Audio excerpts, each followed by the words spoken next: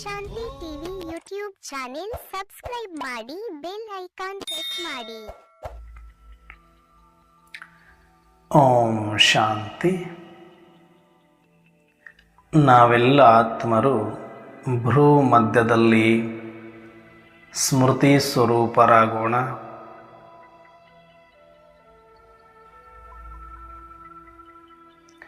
ನಾವೆಲ್ಲ ಆತ್ಮರ ತಂದೆ ಪರಂಪಿತ ಶಿವತಂದೆಯನ್ನು ಪರಮಧಾಮದಲ್ಲಿ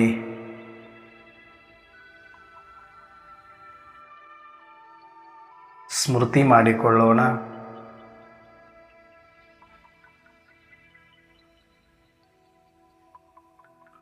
ಪ್ರಜಾಪಿತ ಬ್ರಹ್ಮ ತಂದೆ ಜಗದಂಬಾ ಸರಸ್ವತಿ ಮಮ್ಮ ತಾಯಿಯವರನ್ನು ಸೂಕ್ಷ್ಮವತನದಲ್ಲಿ ಸ್ಮರಿಸಿಕೊಂಡು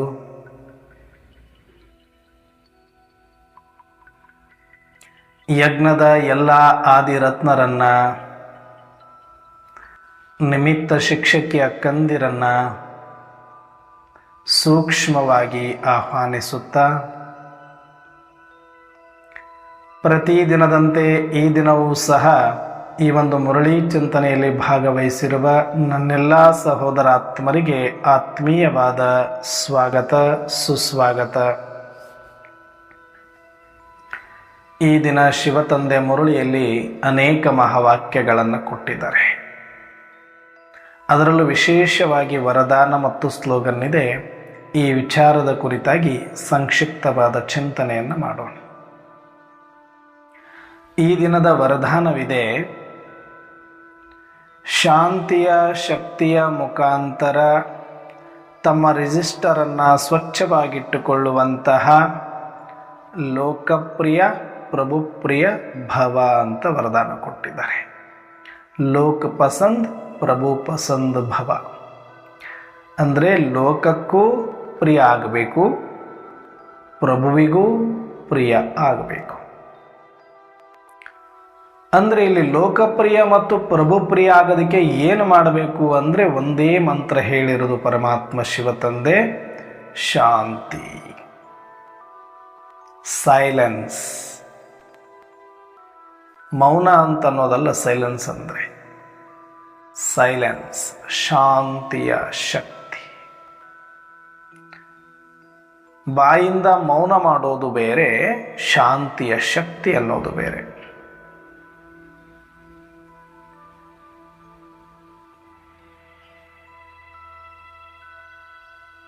ಪೀಸ್ಫುಲ್ ಆಗಿರೋದು.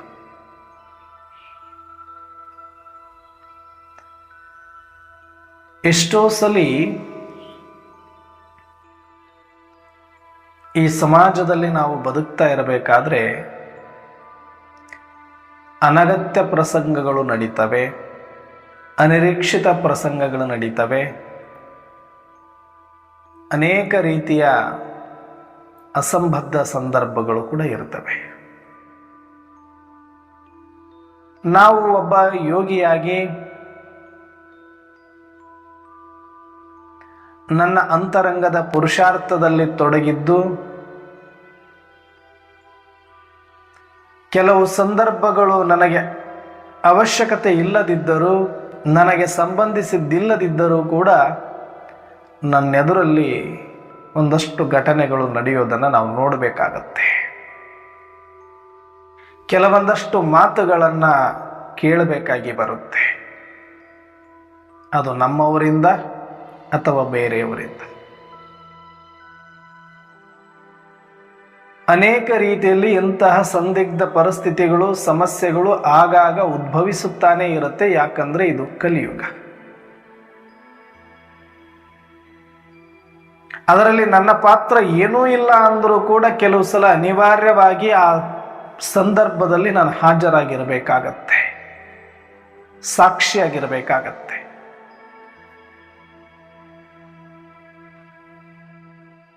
ಆದರೆ ಇಂಥ ಸಂದರ್ಭಗಳಲ್ಲಿ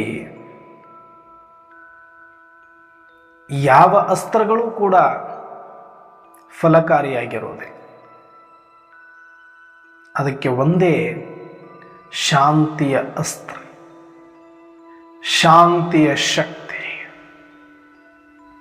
ಜಗತ್ತಿನ ಎಲ್ಲ ಪ್ರಚೋದನೆಗಳ ಅಂತ್ಯ ಆಗುವುದು ಶಾಂತಿಯಲ್ಲಿ, ಪ್ರತಿಕಾರಗಳ ಅಂತ್ಯ ಆಗುವುದು ಶಾಂತಿಯಲ್ಲಿ, ಸೈಲೆನ್ಸ್ ಅಲ್ಲಿ. ಹಾಗಾಗಿ ನಾವು ಶಾಂತಿಯ ಅಸ್ತ್ರವನ್ನು ಎಲ್ಲಿ ಬೇಕಾದರೂ, ಯಾವಾಗ ಬೇಕಾದರೂ, ಎಷ್ಟು ಬೇಕಾದರೂ ಅದನ್ನು ಪ್ರಯೋಗ ಮಾಡಿದರೂ ಕೂಡ ಅದರಿಂದ ಯಾವುದೊಂದು ಚೂರು ತೊಂದರೆ ನಮಗಾಗೋದಿಲ್ಲ. ಅದರಿಂದ ಸದಾಕಾಲ ಜಯವೇ ನಮಗೆ ಸಿಗ್ತಾ ಹೋಗುತ್ತೆ.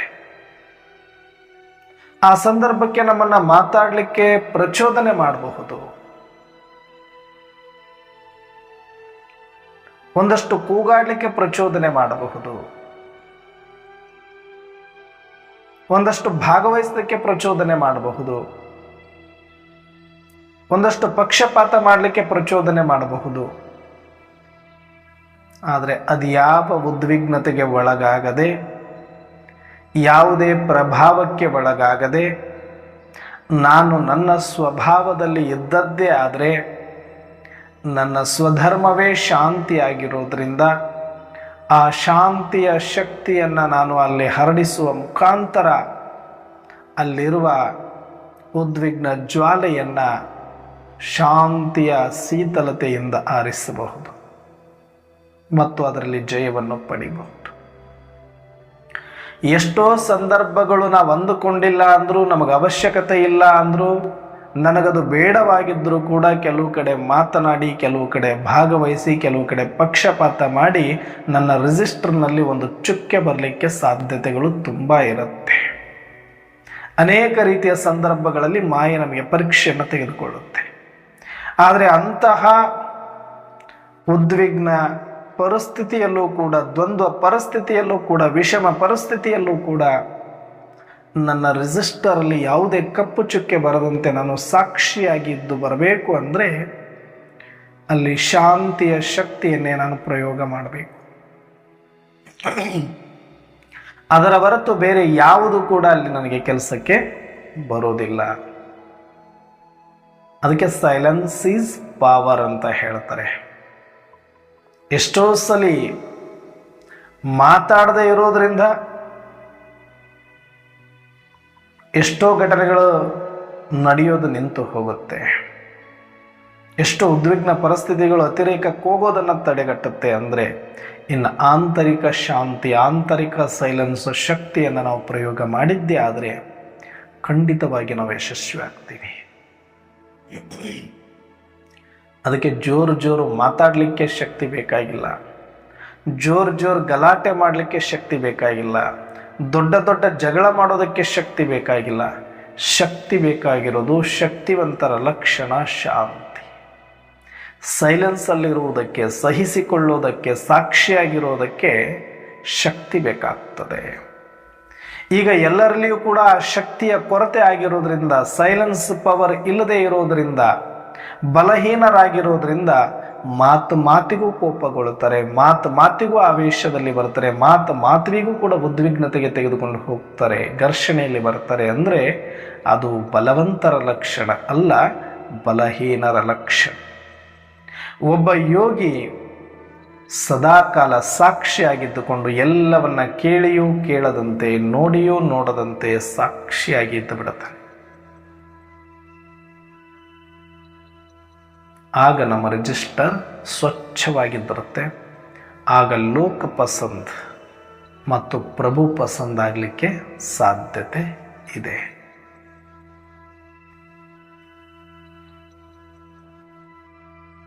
ಈ ಜಗತ್ತು ಎಲ್ಲವೂ ಆರಂಭ ಆಗಿರೋದು ಸೈಲೆನ್ಸಿಂದ.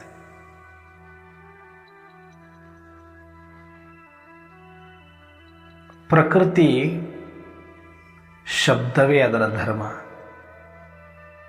ಆತ್ಮ ಶಾಂತಿ ಅದರ ಧರ್ಮ.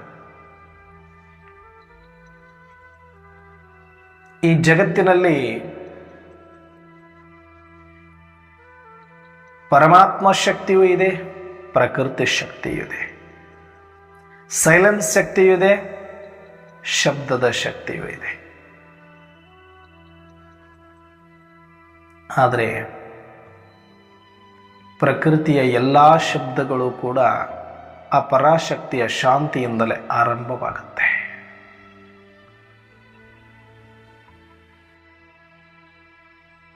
ಮೂಲ ಆತ್ಮರ ಸ್ವಭಾವ ಶಾಂತಿ ಆಗಿರೋದ್ರಿಂದ ಪ್ರಕೃತಿಯ ಸಂಪರ್ಕಕ್ಕೆ ಬಂದು ಶಬ್ದದ ಅನಿವಾರ್ಯತೆಯಲ್ಲಿ ಬಂದಿದ್ದೇವೆ.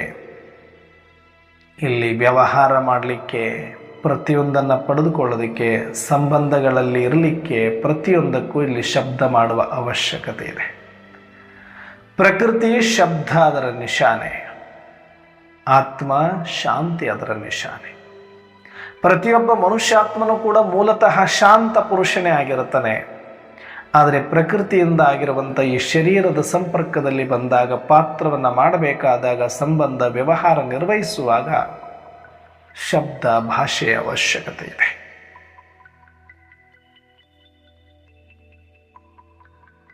ಎಷ್ಟೇ ದೊಡ್ಡ ಜಗಳವೂ ಕೂಡ ಆರಂಭ ಆಗೋದು ಸೈಲೆನ್ಸಿಂದ.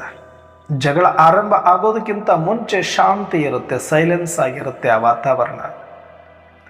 ಮಾತು ಆರಂಭ ಆಗುತ್ತೆ, ಮಾತು ಮಾತು ಮಾತು ಮಾತು ಅತಿರೇಕಕ್ಕೆ ಹೋಗಿ ಎಷ್ಟು ಹೋಗುತ್ತೆ, ಹೋಗಿ ಹೋಗಿ ಹೋಗಿ ಹೋಗಿ ಅರ್ಧ ಗಂಟೆ, 1 ಗಂಟೆ, 2 ಗಂಟೆ, 3 ಗಂಟೆ, 6 ಗಂಟೆ, 24 ಗಂಟೆ.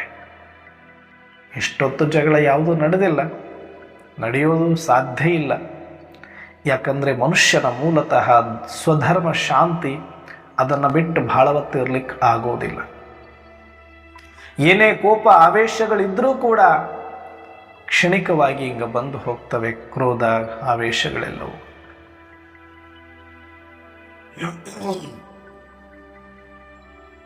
ಅದಕ್ಕೆ ಎಲ್ಲ ವಿಕಾರಗಳು ಕೂಡ, ಕಾಮ ವಿಕಾರವು ಒಂದು ಕ್ಷಣಕ್ಕಾಗಿ ಬಂದು ಹೋಗುತ್ತೆ, ಮತ್ತೆ ಸೈಲೆನ್ಸಿಂದ ಆರಂಭವಾಗಿ ಸೈಲೆನ್ಸಲ್ಲೇ ಎಂಡ್ ಆಗುತ್ತೆ. ಕ್ರೋಧ ವಿಕಾರವೂ ಕೂಡ ಸೈಲೆನ್ಸಿಂದ ಆರಂಭವಾಗುತ್ತೆ, ಸೈಲೆನ್ಸಲ್ಲೇ ಎಂಡ್ ಆಗುತ್ತೆ. ಮೋಹ ವಿಕಾರವೂ ಕೂಡ ಸೈಲೆನ್ಸಲ್ಲೇ ಆರಂಭವಾಗುತ್ತೆ, ಸೈಲೆನ್ಸಲ್ಲೇ ಎಂಡ್ ಆಗುತ್ತೆ.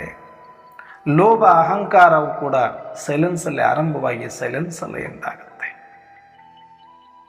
ಅದಕ್ಕೆ ಮುಂಚೆ ಸೈಲೆನ್ಸ್ ಇರುತ್ತೆ, ಅದಾದ ಮೇಲೆಯೂ ಸೈಲೆನ್ಸ್. ಯಾಕಂದರೆ ಸೈಲೆನ್ಸ್ ಶಾಶ್ವತ, ಶಬ್ದ ಅಶಾಶ್ವತ. ಶಬ್ದ ವಿನಾಶ, ಶಾಂತಿ ಅವಿನಾಶ.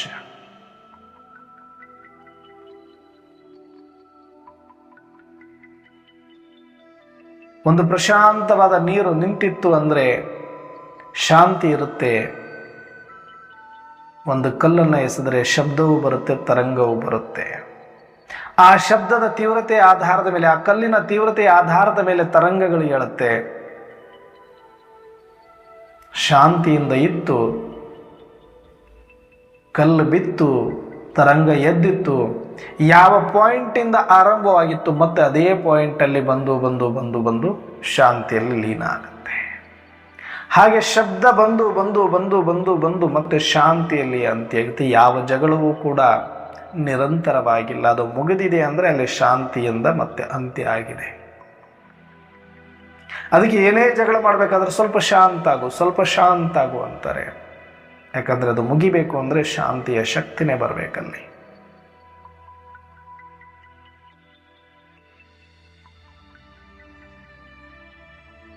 ಅದಕ್ಕೆ ಪ್ರಕೃತಿಗೆ ನಾವು ವಶವಾಗಿರೋದ್ರಿಂದ, ಪ್ರಭಾವಕ್ಕೆ ವಶವಾಗಿರೋದ್ರಿಂದ, ಪರಾಧೀನ ಆಗಿರೋದ್ರಿಂದ, ಪರದೇಶಿಗಳಾಗಿರೋದ್ರಿಂದ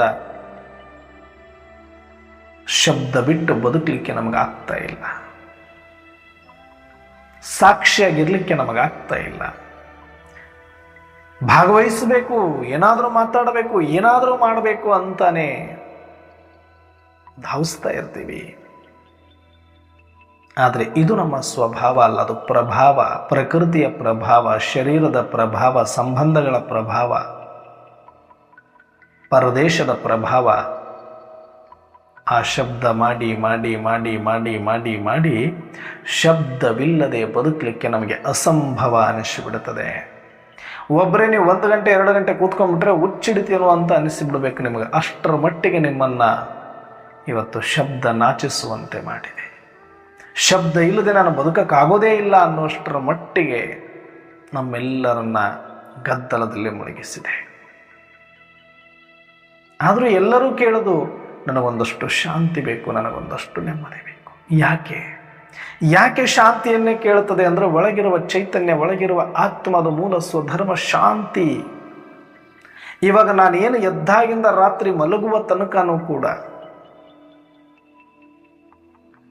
ನನ್ನದಲ್ಲದ ಪರದೇಶದಲ್ಲಿ ಪ್ರಭಾವಕ್ಕೊಳಗಾಗಿ ಪರಾಧೀನನಾಗಿ ಪರವಶ ಆಗಿರುವ ಕಾರಣ ನನ್ನದಲ್ಲದ ಸ್ವಭಾವದಲ್ಲಿ ಬಂದಾಗ ನನಗೆ ಸುಸ್ತಾಗುತ್ತಾ. ಮಾತಾಡಿ ಮಾತಾಡಿ ಎಷ್ಟು ಮಾತಾಡ್ತೀವಿ, ಇದು ಸುಸ್ತಾಗೋದೆ. ಎಷ್ಟು ಕರ್ಮ ಮಾಡ್ತೀವಿ, ಇದು ಸುಸ್ತಾಗೋದೆ. ಎಷ್ಟು ರೋಷ ವೇಷ, ಎಷ್ಟು ವಿಕಾರದಲ್ಲಿ ಬರ್ತೀರಿ, ಅದು ಸುಸ್ತಾಗೋದೆ. ಯಾಕೆ? ಅದು ನಮ್ಮ ಸ್ವಭಾವ ಒರಿಜಿನಲ್ ಮೂಲತಃ ಅಲ್ಲ. ಯಾವುದು ನನ್ನ ಸ್ವಭಾವ ಅಲ್ಲವೋ ಅದು ನನ್ನನ್ನು ಸುಸ್ತು ಮಾಡುತ್ತೆ, ನನ್ನ ಶಕ್ತಿಯನ್ನು ವ್ಯರ್ಥ ಮಾಡುತ್ತೆ, ನನ್ನ ಸಮಯವನ್ನು ವ್ಯರ್ಥ ಮಾಡುತ್ತೆ, ನನ್ನ ಶಾಂತಿಯನ್ನು ಭಂಗ ಮಾಡುತ್ತೆ. ಅದಕ್ಕೆ ನಾವು ಎಲ್ಲ ದೇವರುಗಳ ಮುಂದೆ ಹೋಗಿ ನನಗೆ ಶಾಂತಿ ಕೊಡು, ನನಗೆ ಶಾಂತಿ ಕೊಡು ಅಂತ ಹೇಳ್ತೇವೆ.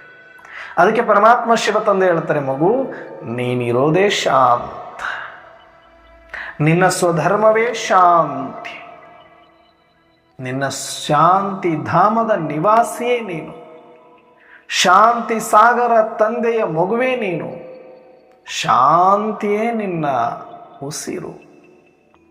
ಹಾಗಾಗಿ ಈ ಪರದೇಶದಲ್ಲಿ ಬಂದು ಪ್ರಭಾವಕ್ಕೊಳಗಾಗಿ ಪರವಶನಾಗಿರುವ ಕಾರಣ ಅದನ್ನು ಕಳ್ಕೊಂಡಿದೆಯಾ ಅಂತ ಅನಿಸುತ್ತೆ. ಆಗ ಶಾಂತಿ ಬೇಕು, ಶಾಂತಿ ಬೇಕು, ಶಾಂತಿ.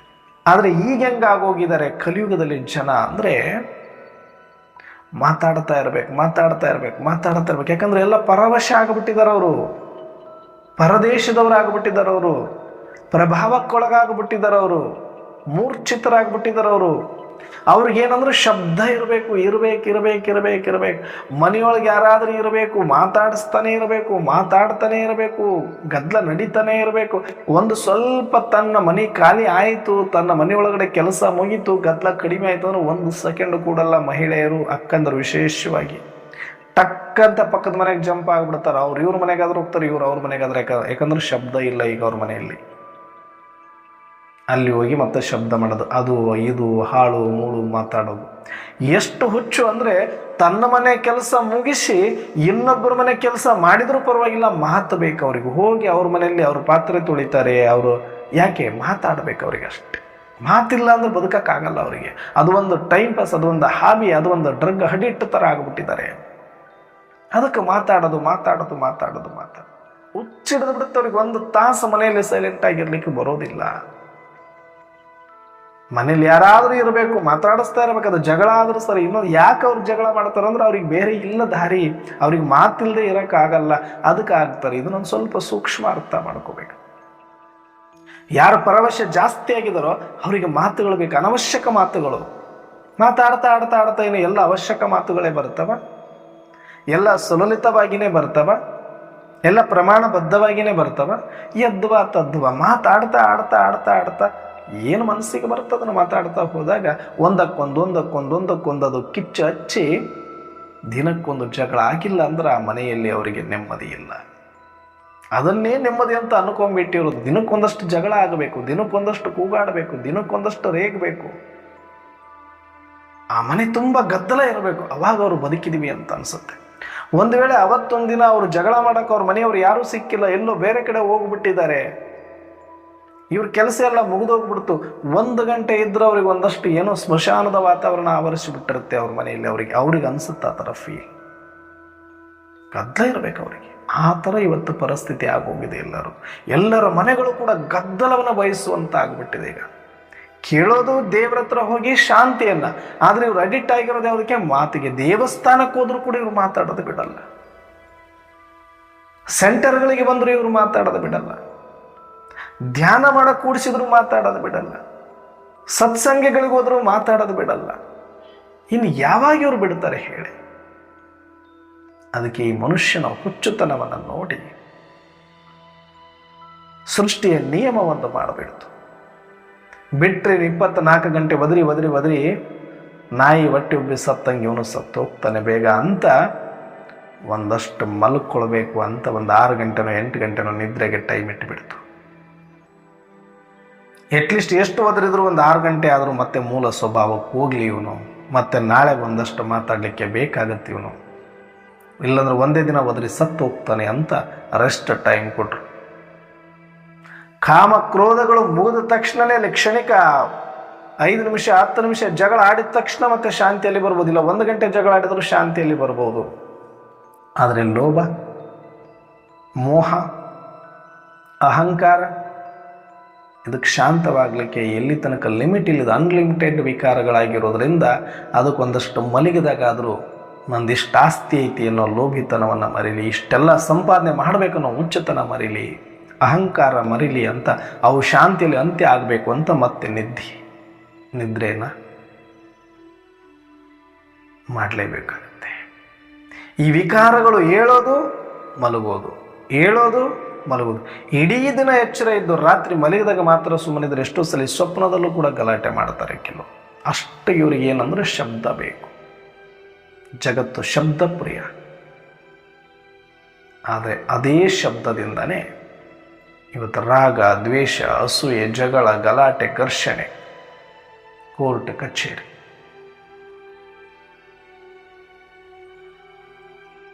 ಅದಕ್ಕೆ ನಾಲಿಗೆ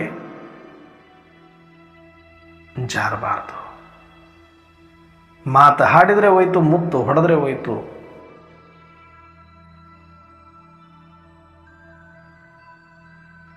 ಊಟ ಬಲ್ಲವನಿಗೆ ರೋಗವಿಲ್ಲ, ಮಾತು ಬಲ್ಲವನಿಗೆ ಜಗಳವಿಲ್ಲ ಅಂತಾರೆ. ಅತಿಯಾದ ಮಾತಲ್ಲಿ ಹೋದಾಗ ಖಂಡಿತ ಒಂದಲ್ಲ ಒಂದು ತಪ್ಪಾಗೋದೆ. ಆವಾಗ ಜಗಳಕ್ಕೆ ತಿರುಗೋದೆ, ದ್ವೇಷ ಅಸೂಯೆಗಳು ನಡೆಯೋದೆ. ಅದಕ್ಕೆ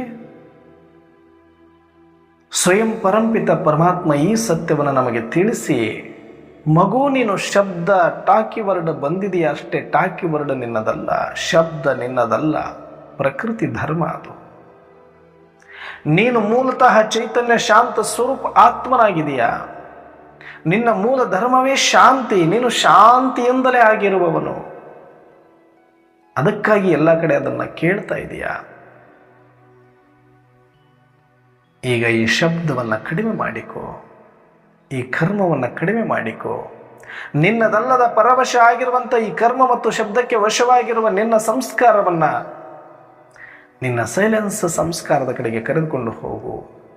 ಅದಕ್ಕಾಗಿ ದಿನದಲ್ಲಿ ಒಂದಷ್ಟು ಸಮಯವನ್ನು ತೆಗೆದಿಡು. ಬ್ರಾಹ್ಮಿ ಮುಹೂರ್ತದಲ್ಲಿ 1 ಗಂಟೆ, ಸಾಯಂಕಾಲ ನುಮಶಾಮದಲ್ಲಿ 1 ಗಂಟೆ, ಮಧ್ಯದಲ್ಲಿ ಒಂದಷ್ಟು ಸಮಯ ಈ ಶಬ್ದದಿಂದ ಕರ್ಮದಿಂದ ಅತೀತ ಆಗಿ ಮೂಲ ಸ್ವಯಂ ಶಾಂತಿಯ ಸ್ವರೂಪದಲ್ಲಿ ಕುಳಿತುಕೊಳ್ಳುವ ಅಭ್ಯಾಸವನ್ನು ಮಾಡು ಮಗು. ರಾಜಯೋಗವನ್ನು ಮಾಡು ಮಗು. ಶಾಂತಿ ಸಾಗರ ತಂದೆಯನ್ನ, ಶಾಂತಿ ಧಾಮ ಮನೆಯನ್ನ, ಸ್ವಧರ್ಮ ಶಾಂತಿಯನ್ನ ಸ್ಮರಿಸಿಕೊಂಡು ಶಾಂತ ಪುರುಷನಾಗು. ಆಗ ನೀನು ಸಾಕ್ಷಿ ಆಗ್ತೀಯ. ಆಗ ನಿನ್ನ ರಿಜಿಸ್ಟರ್ ಸ್ವಚ್ಛ ಆಗುತ್ತೆ. ಎಷ್ಟು ನಾಲಿಗೆ ಸೈಲೆಂಟ್ ಆಗಿರುತ್ತೋ, ಎಷ್ಟು ಮನಸ್ಸು ಸೈಲೆಂಟ್ ಆಗಿರುತ್ತೋ, ಎಷ್ಟು ಸಾಕ್ಷಿ ಆಗಿರ್ತೀಯೋ ಅಷ್ಟು ನಿನ್ನ ರಿಜಿಸ್ಟರ್ ಸ್ವಚ್ಛ, ಸುಂದರ, ಸಾಫ್. ಎಷ್ಟು ನಿನ್ನ ರಿಜಿಸ್ಟರ್ ಸ್ವಚ್ಛ ಇರುತ್ತೋ ಅಷ್ಟು ನೀನು ಲೋಕಪ್ರಿಯನೂ ಆಗ್ತೀಯ, ಪ್ರಭುಪ್ರಿಯನೂ ಆಗ್ತೀಯ ಅಂತ ವರದಾನ ಕೊಟ್ಟಿದ್ದಾರೆ. ಜೊತೆಗೆ ಸ್ಲೋಗನ್ ಅಲ್ಲಿ ಹೇಳ್ತಾರೆ, ನೀನು ವ್ಯರ್ಥ ಮಾತಾಡಿದರೂ ಸರಿ, ಇಲ್ಲ ವ್ಯರ್ಥ ಮಾತಾಡಲಿಕ್ಕೆ ನಿಮಿತ್ತ ಆದರೂ ಸರಿ, ಅದು ಅಪವಿತ್ರ.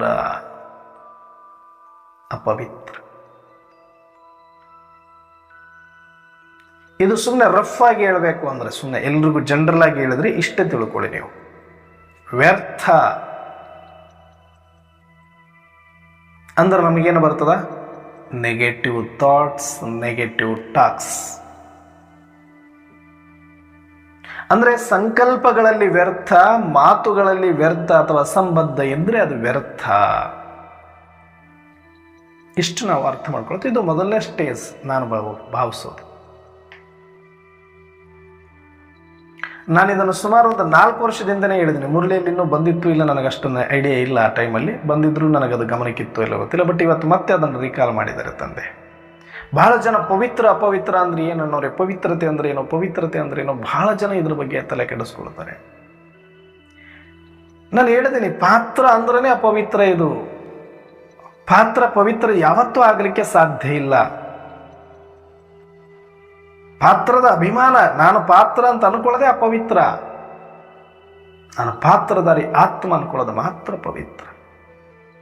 ಸುಮ್ಮನೆ ನಾಟಕದಲ್ಲಿ ಸತೋ ರಜೋ ತಮ್ಮ 3 ಸ್ಟೇಜ್ ಇದೆ ಅಷ್ಟೇ.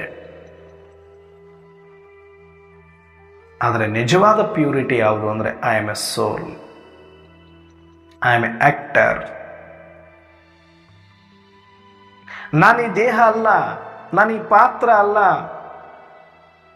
ನಾನು ಇಲ್ಲಿಯ ನಿವಾಸಿ ಅಲ್ಲ. ಅಲ್ಲಿದೆ ನನ್ನ ಮನೆ, ಅಲ್ಲಿದ್ದಾರೆ ನನ್ನ ತಂದೆ, ಅಲ್ಲಿಯೇ ನನ್ನ ಮೂಲ ನಿವಾಸ. ನಾನೊಂದು ಚೈತನ್ಯ ಜ್ಯೋತಿ ಆತ್ಮ. ಯಾವಾಗ ಈ ಸತ್ಯವನ್ನು ತಿಳಿದು ಅದರ ಸ್ವಧರ್ಮವಾದ ಶಾಂತಿಯಲ್ಲಿರ್ತೇವೆ, ಸಾಕ್ಷಿಯಾಗಿರ್ತೇವೆ, ಅದು ಮಾತ್ರ ಪವಿತ್ರತೆ. ಎಷ್ಟು ಹೊತ್ತು ಈ ಸೆಂಟರಲ್ಲಿ ಎಷ್ಟು ಹೊತ್ತಿದ್ದೀವಿ ಅನ್ನೋದು ಮುಖ್ಯ. ಈ ಸೆಂಟರಲ್ಲಿ ಯಾರು ಇರ್ತಾರೋ ಅವರು ಪವಿತ್ರರು ಅಷ್ಟು ಹೊತ್ತಿಗೆ ಮಾತ್ರ. ನೀವು ಮನೆಯಲ್ಲಾದರೂ ಇರ್ಬೋದು, ಸೆಂಟ್ರಲ್ಲಾದರೂ ಇರ್ಬೋದು, ಮಧುಬನದಲ್ಲಾದರೂ ಇರ್ಬೋದು, ಯಾವುದೋ ಹಳ್ಳಿಯಲ್ಲಾದರೂ ಇರ್ಬೋದು, ನೀವು ಆಫೀಸಲ್ಲಿ ಆದರೂ ಇರ್ಬೋದು, ಇನ್ನೊಂದು ಕಡೆ ಆದರೂ ಇರ್ಬೋದು, ವ್ಯವಹಾರ ಬಜಾರದಲ್ಲಿ ಬೇಕಾದರೂ ಇರ್ಬೋದು, ಸಂತೆಯಲ್ಲಿ ಬೇಕಾದರೂ ಇರ್ಬೋದು. ಆ ಸೆಂಟ್ರಲ್ ಇದ್ದೀವಿ ಅಂತ ಮಾತ್ರಕ್ಕೆ ಪವಿತ್ರ ಹಂಗಿಲ್ಲ. ಮಧುಬನದಲ್ಲಿದ್ದೀವಿ ಅಂತ ಮಾತ್ರಕ್ಕೆ ಇಲ್ಲ, ಅಥವಾ ಮನೆಯಲ್ಲಿದ್ದು ಬಿಟ್ಟಿದ್ದೀನಿ ನಾನಂತ ಮಾತ್ರಕ್ಕೆ ಪವಿತ್ರ ಇಲ್ಲ. ಇದು ಸೆಂಟರ್ ಪಾಯಿಂಟ್. ನಾನು ಆತ್ಮ ಆತ್ಮ ಆತ್ಮ ಆತ್ಮ. ಮೂಲ ನಿನ್ನ ಆತ್ಮದ ಸ್ಮೃತಿಯ ಸೆಂಟರಲ್ಲಿ ಯಾರಿದಾರೋ ಅವರು ಮಾತ್ರ ಸೆಂಟ್ರಲ್ಲಿ ಇದ್ದಂಗೆ. ಈ ಸೆಂಟ್ರಲ್ಲಿ ಇರೋರು ಮಾತ್ರ ಸದಾ ಪವಿತ್ರ. ಅವ್ರ ಮನೆಯಲ್ಲಾದರೂ ಇರ್ಬೋದು, ಮಧುಬಂದಲ್ಲಾದರೂ ಇರ್ಬೋದು, ಸಂತೆಯಲ್ಲಾದರೂ ಇರ್ಬೋದು, ಸೆಂಟ್ರಲ್ಲಾದರೂ ಇರ್ಬೋದು. ಈ ಸೆಂಟ್ರಲ್ಲಿ ನೀನು ಎಷ್ಟು ಹೊತ್ತು ಇದೆಯಾ ಅಷ್ಟು ಹೊತ್ತು ನೀನು ಪವಿತ್ರ. ಯಾವಾಗ ಈ ಸೆಂಟ್ರಿಂದ ಕೆಳಗೆ ಬಂದೆ, ಬಾಡಿ ಕಾನ್ಷಿಯಸ್ ಅಲ್ಲಿ ಬಂದೆ, ವ್ಯವಹಾರಕ್ಕೆ ಬಂದೆ, ಶಬ್ದಕ್ಕೆ ಬಂದೆ, ಅದು ಅಪವಿತ್ರ ಪರ್ಸೆಂಟೇಜ್ ವೈಸಲ್ಲಿ. ಅನಿವಾರ್ಯ ಕಾರ್ಯಗಳು, ಅನಿವಾರ್ಯ ಮಾತುಗಳು, ಅದರ ಮುಂದೆ ಹೇಳ್ತೀನಿ ನಾನು. ನಾವೇನು ಅನ್ಕೊಂಡಿವಿ, ವ್ಯರ್ಥ ಅಂದ್ರೆ ಏನು? ಅಲ್ಲ ಸಲ್ಲದ ಮಾತುಗಳನ್ನು ಆಡೋದು, ಇನ್ನೊಬ್ಬರದ್ದನ್ನು ಆಡೋದು, ಚಾಡಿಗಳನ್ನು ಆಡೋದು, ನೋವು ಕೊಡುವಂತೆ ಆಡೋದು, ಇದು ವ್ಯರ್ಥ ಅಂತ ನಾವು ಅನ್ಕೊಳ್ತೀವಿ. ನಾನು ಅವಾಗಲೇ ಉದಾಹರಣೆ ಕೊಟ್ಟೆ. ಮನೆಯಲ್ಲಿದ್ದು ತಮ್ಮವ್ರು ಯಾರು ಇಲ್ಲದೆ ಇದ್ದಾಗ ತನ್ನ ಕೆಲಸ ಮುಗಿಸ್ಕೊಂಡು ಬೇರೆಯವ್ರ ಮನೆಗೆ ಹೋಗಿ ಅವ್ರದ್ದು ಕೆಲಸ ಮಾಡಿಕೊಟ್ಟು ಅವ್ರನ್ನ ಮಾತಾಡ್ಸಕ್ಕೆ ಚಲೋ ಮಾಡ್ತಾರಲ್ಲ. ಅಕಸ್ಮಾತ್ ನಾವು ಯೋಗಿಗಳದ್ದೇ ತಗೊಳ್ಳೋಣ, ಹೊರಗಡೆ ಇರ್ತಕ್ಕಂಥವ್ರದ್ದೆಲ್ಲ ವ್ಯರ್ಥದಲ್ಲೇ ಇದ್ದಾರೆ, ಅದು ಬೇಡ. ಇಬ್ಬರು ಯೋಗಿಗಳೇ ಅಂತ ತಗೊಳ್ಳೋಣ. ಅಕ್ಕಪಕ್ಕದಲ್ಲಿ ಮನೆ ಇದೆ, ಸೆಂಟರ್. ಅಕ್ಕಪಕ್ಕದ ಮನೆಗಳು ಬಾಬನ ಮನೆಗಳು ಮಾಡ್ಕೊಂಡಿದ್ದಾರೆ ಅಂತ ಇಟ್ಕೊಳ್ಳೋಣ. ಎಲ್ಲರೂ ಬಾಬನ ಮಕ್ಕಳೇ ಇದ್ದಾರೆ, ಇಬ್ಬರು ಅಕ್ಕಪಕ್ಕದ ಮನೆಯಲ್ಲಿ, ಅಥವಾ 1-2 ಮನೆ ಬಿಟ್ಟಿದ್ದಾರೆ. ಅಮೃತ ವೇಳೆ ಯೋಗ ಮಾಡಿದ್ರು, ಮುರಳಿ ಕೇಳಿದ್ರು, ಸ್ನಾನ ಮಾಡಿಕೊಂಡ್ರು, ಬಾಬರಿಗೆ ಭೋಗ ಹಚ್ಚಿದ್ರು, ಪ್ರಸಾದ ಮಾಡಿದರು, ಮನೆಯೆಲ್ಲ ಕೆಲಸ ಮುಗೀತು, ಮನೆಯವರೆಲ್ಲ ಆಫೀಸಿಗೂ ಕೆಲಸಕ್ಕೂ ಹೋದರು, ಖಾಲಿಯಾದರು. ಕೂಡಬೇಕಾಗಿತ್ತು ಸೈಲೆನ್ಸ್ ಅಭ್ಯಾಸ ಮಾಡಲಿಕ್ಕೆ. ಇಲ್ಲ, ನಮ್ಮ ಪಕ್ಕದ ಮನೆಯವರು ಕೂಡ ಯೋಗಿಗಳಿದ್ದಾರೆ, ಅವರು ಬಾಬನ ಮಗುನೇ ಇದ್ದಾರೆ, ಅಲ್ಲಿಗೆ ಹೋಗ್ಬಿಡೋಣ. ಹೋಗಿ ಅಲ್ಲಾದರೂ ಹೋಗಿ ಯೋಗದಲ್ಲಿ ಕೂತ್ಕೊಂಡ್ರೆ ಇಲ್ಲ, ಅವ್ರದ್ದೂ ಕೂಡ ಮಾತಾಡಿಸ್ಕೊಂಡು ಮಧ್ಯಾಹ್ನದವರೆಗೂ ಕಾಲ ಕಳೆಯೋದು. ಮಧ್ಯಾಹ್ನ ಆದಮೇಲೆ ಮತ್ತೆ ಅಡುಗೆ ಮಾಡೋಕ್ಕೆ ಮನೆಗೆ ಬರೋದು. ಅಂದ್ರೆ ಇಲ್ಲೇನಾಯಿತು? ವ್ಯರ್ಥ. ನೀವು ಮಾತಾಡಿದರೆ ವ್ಯರ್ಥ, ಇನ್ನೊಬ್ಬರು ಮಾತಾಡಲಿಕ್ಕೆ ನಿಮಿತ್ತ ಆದರೂ ಕೂಡ ವ್ಯರ್ಥ ಅಂತಲೇ ಹೇಳ್ತಾರೆ. ಈಗ ನಿಮ್ಮದೂ ಯೋಗ ಇಲ್ಲ, ಅಟ್ಲೀಸ್ಟ್ ಯೋಗ ಮಾಡೋಕ್ಕೆ ಅವ್ರಿಗೂ ಬಿಡಲಿಲ್ಲ, ಇದು ವ್ಯರ್ಥನೇ. ಇನ್ನು ಸೂಕ್ಷ್ಮವಾಗಿ ಹೇಳೋದಾದರೆ, ಸೂಕ್ಷ್ಮವಾಗಿ ಯಾವುದೇ ಒಂದು ಆತ್ಮನನ್ನು ಶಬ್ದದಲ್ಲಿ ತಂದ್ವಿ ಅಂದರೆ, ಸ್ಥೂಲದಲ್ಲಿ ತಂದ್ವಿ ಅಂದರೆ ಅದು ವ್ಯರ್ಥ. ಶಬ್ದದಲ್ಲಿ ಬಂದ್ರೇ ಕಿವಿ ಯೂಸ್ ಮಾಡ್ತಾ ಇದ್ದೀನಿ ಅಂದರೆ ವ್ಯರ್ಥ, ಬಾಯಿ ಯೂಸ್ ಮಾಡ್ತಾ ಇದ್ದೀನಿ ಅಂದರೆ ವ್ಯರ್ಥ. ಸೂಕ್ಷ್ಮ ಇದು, ಪರ್ಸೆಂಟೇಜ್ ವೈಸಲ್ಲಿ. ಆದರೆ ಮಾತಾಡ್ತಿರೋದು ನಾನು ಮಹಾವಾಕ್ಯಗಳನ್ನೇ, ಚಿಂತನೆಯದ್ದೇ ಮಾತಾಡ್ತಾ ಇದ್ದೀವಿ, ಇನ್ನೊಬ್ಬರಿಗೆ ಆತ್ಮಿಕ ಸ್ಮೃತಿಯನ್ನು ಕೊಡಿಸುವಂಥದ್ದೇ ಮಾತಾಡ್ತಿದ್ದೀವಿ ಅಂತ ಅಂದರೂ ಕೂಡ, ಆದರೆ ಪೂರ್ಣ ಪ್ರಮಾಣದಲ್ಲಿ ನನ್ನ ಆತ್ಮನೂ ಕೂಡ ಮೂಲ ಶಾಂತಿಯಲ್ಲಿ ಇಲ್ಲ. ನೀವು ಕೇಳ್ತಾ ಇದ್ರಿ ಅಂದಾಗ ನೀವು 100% ಸ್ಮೃತಿ ಸ್ವರೂಪರಾಗಿಲ್ಲ. ಪರ್ಸೆಂಟೇಜ್ ವೈಸಲ್ಲಿ ಅದರದ್ದೇ ಸ್ಮೃತಿಯಲ್ಲಿ ಕೇಳ್ತಾ ಇದ್ದೀವಿ ಅಂದರೂ ಕೂಡ ಪರ್ಸೆಂಟ್ ವೈಸಲ್ಲಿ ನೀವು ಶಬ್ದದಲ್ಲಿದ್ದೀರಿ, ನಾನು ಶಬ್ದದಲ್ಲಿದ್ದೀನಿ. ನೀವು ಪರವಶದಲ್ಲಿದ್ದೀರಿ, ನಾನು ಪರವಶದಲ್ಲಿದ್ದೀನಿ. ನಾನು ಈ ಪ್ರಪಂಚದ ಶಬ್ದದ ಪ್ರಭಾವದಲ್ಲಿದ್ದೀನಿ, ನೀವು ಇದ್ದೀರಿ. ಅಂದರೆ ಇದೂ ವ್ಯರ್ಥ ಸೂಕ್ಷ್ಮವಾಗಿ ಪರ್ಸೆಂಟೇಜ್ ವೈಸಲ್ಲಿ. ಮತ್ತು ಯಾವುದು ಸಮರ್ಥ ಅಂದರೆ ಶಬ್ದ ಕರ್ಮ ಅತೀತವಾಗಿ ನನ್ನೊಳಗಡೆ ನಾನು ಸ್ಮೃತಿ ಸ್ವರೂಪನಾಗಿ ಕಂಪ್ಲೀಟ್ ನಾನು ಪರಮಧಾಮ ಪರಮಾತ್ಮ ತಂದೆಯ ಸ್ಮೃತಿಯಲ್ಲಿ ಉಳಿದುಕೊಂಡಿರುವುದು ಸಾಕ್ಷಿಯಾಗಿ ಬೀಜ ರೂಪದಲ್ಲಿ ದೇಹದಿಂದ ಅತೀತನಾಗಿ ಮುಕ್ತ ಸ್ಥಿತಿಯಲ್ಲಿ ಸಾಕ್ಷಿಯಾಗಿ ಉಪರಾಮ್ ಇರುವಂಥ ಸ್ಟೇಜ್ ಮಾತ್ರ 100% ಪವಿತ್ರ ವ್ಯರ್ಥ ಮುಕ್ತ ಸ್ಟೇಜ್. ನಾವು ಏನೇ ಸೇವೆ ಮಾಡ್ತೀವಿ ಅಂತ ಹೇಳಿದ್ರು, ಈ ಸೇವೆ ಅವಶ್ಯಕತೆ ಇದೆ ಅಂತ ಹೇಳಿದ್ರು ಕೂಡ ಪರ್ಸೆಂಟೇಜ್ ವೈಸಲ್ಲಿ ನಾನು ವ್ಯರ್ಥದಲ್ಲಿದ್ದೀನಿ, ನೀವು ವ್ಯರ್ಥದಲ್ಲಿದ್ದೀರಿ. ಸಂಪನ್ನ ಆದಮೇಲೆ ಈಗ ಪ್ರಜಾಪಿತ ಬ್ರಹ್ಮ ತಂದೆ ಸಂಪನ್ನ ಆದಮೇಲೆ ಈ ಶರೀರವನ್ನು ಬಿಟ್ಟು ಸೈಲೆನ್ಸಲ್ಲಿರ್ಬೋದು.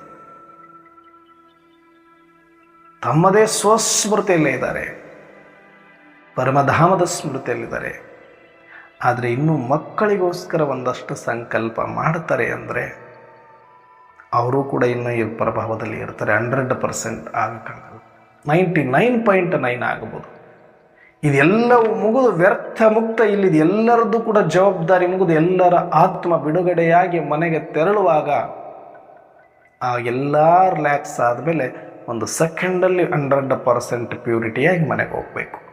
ಅಲ್ಲಿಯ ತನಕನೂ ಅವ್ರಿಗೂ ಕೆಲಸ ಇದೆ, ನಮಗೂ ಕೆಲಸ ಇದೆ. ನಾವು ಶಬ್ದದಲ್ಲಿದ್ವಿ, ಅವರು ಸಂಕಲ್ಪದಲ್ಲಿದ್ದಾರೆ.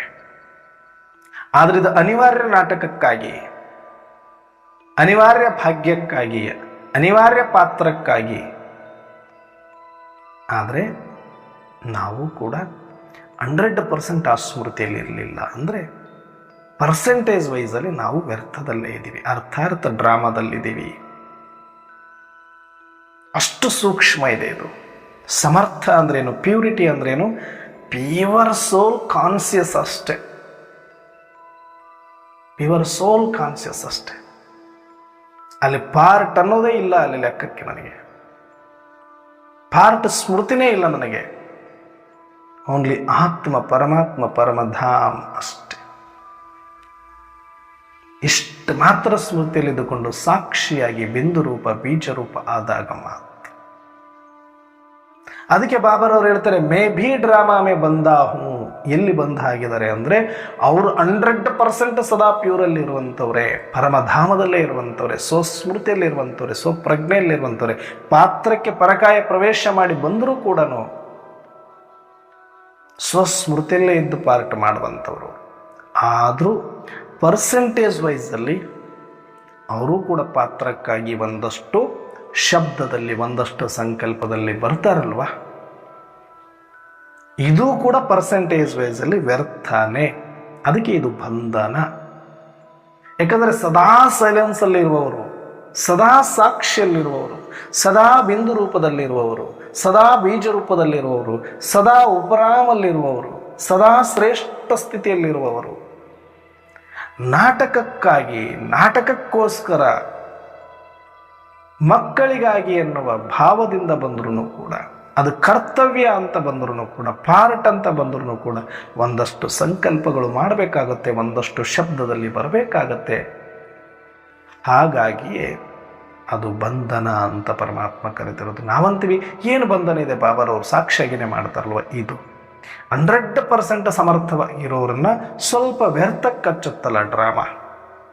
ಡ್ರಾಮಾನುಸಾರನೇ ಇದು ನಡೆದು ಕೂಡ ಸ್ವಲ್ಪ ವ್ಯರ್ಥ ಆಗೇ ಆಗತ್ತಲ್ವ. ಸಮಯ, ಸಂಕಲ್ಪ, ಶ್ವಾಸ, ಬರೀ ಶ್ವಾಸ ಇಲ್ಲ ಅನ್ಕೊಳ್ಳಿ, ಪರಮಾತ್ಮನಿಗೆ ಸಮಯ, ಸಂಕಲ್ಪ, ಶಬ್ದ ಮೂರಂತೂ ವ್ಯರ್ಥ ಆಗತ್ತೆ.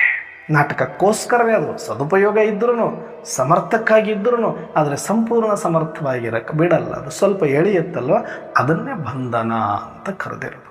ಹಾಗಾಗಿ ನಾವು ಕೂಡ ಬಲೆ ನಾವು ಹೇಳ್ತೀವಿ, ಭಾಳ ಜನ ಕರ್ಮಯೋಗ ಕರ್ಮ ಮಾಡಿಲ್ಲ ಅಂದ್ರೆ ಹೆಂಗೆ ಬರ್ತದ್ರಿ? ದುಡಿದಿಲ್ಲ ಅಂದರೆ ಹೆಂಗೆ ಬರ್ತದೆ? ಕರ್ಮದಲ್ಲಿ ಇರೋದು ಬಲೆ ಇಷ್ಟ ನಮಗೆ, ಅದಕ್ಕೆ ಏನೇನೋ ಕೊಟೇಶನ್ ಕೊಟ್ಕೊಳ್ತೀವಿ. ಶಬ್ದದಲ್ಲಿರೋದು ನಮಗೆ ಬಹಳ ಇಷ್ಟ, ಅದಕ್ಕೆ ಏನೇನೋ ಕೊಟ್ಕೊಳ್ತೀವಿ.